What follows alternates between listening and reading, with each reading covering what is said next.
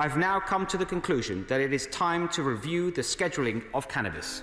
The government acknowledged that cannabis could have medicinal properties and agreed a solution to a handful of high-profile cases like Billy's.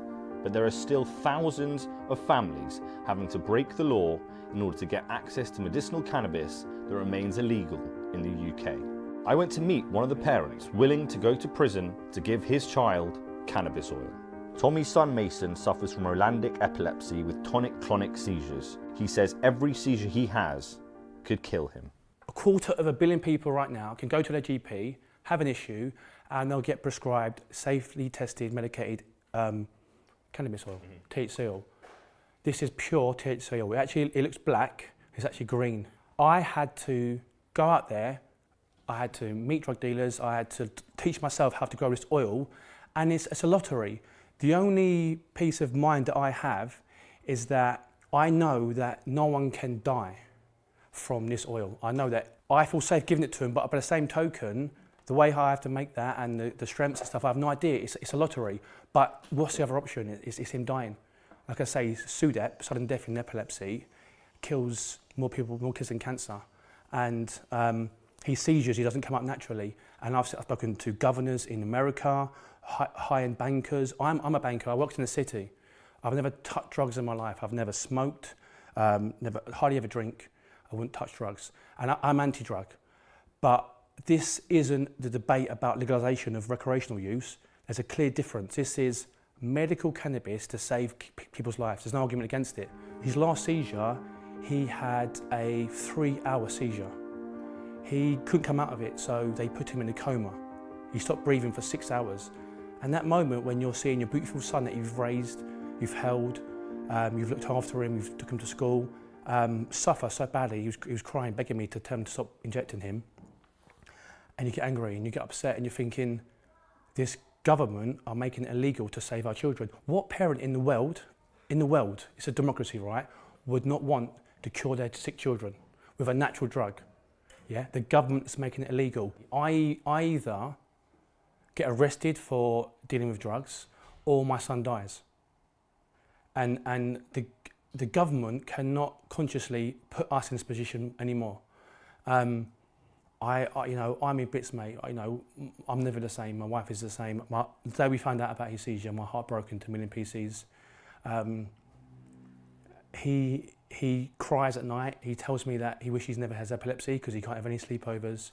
He has to sleep on his own every night. He's starting to draw pictures of him going to heaven.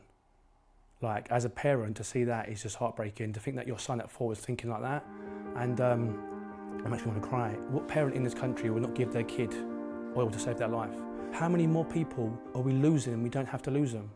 And the government is our enemy. The current government is our enemy. They're stopping us to cure our children. They're taking money from the police, from NHS, privatisation, the fire engine cuts, schools. They're taking money of everyone. And they're the ones getting richer. They're giving themselves an 11% pay rise in 6 years. Tommy, risking the freedom to do what he considers to be treating his child, medicinal cannabis is a multi-million-pound industry in Britain. In fact, despite government claims that cannabis has no medical uses, the UN found that the UK is the world's largest producer of legal cannabis. In 2016, British companies exported 2.1 tons of it, roughly 70% of the world's total. GW Pharmaceuticals has a license to grow and export cannabis. The managing director of a company called British Sugar, which supplies cannabis to GW Pharmaceuticals, happens to be the husband of a Home Office minister responsible for drug policy. UK Prime Minister Theresa May's husband, Philips Capital Group, also happens to be the largest investor in GW Pharmaceuticals. So it's such hypocrisy, and it just kills me, basically. My son, they're allowing a pharmaceutical company to make 1.6 billion over 20 years to sell cannabis for profit and profit themselves. I can't give my son medical cannabis to save his life. When I went to visit Tommy a few months ago, he told me he wanted to go to GW Labs, one of the world's largest cannabis farms, and see the place that he believes holds life-saving medicine for his 5-year-old son.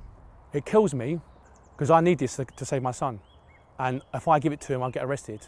And just down the road is this medicine that can save my son's life. It's heartbreaking, man. It's really. And the government doesn't allow you to medicate your son? No. Sorry, man.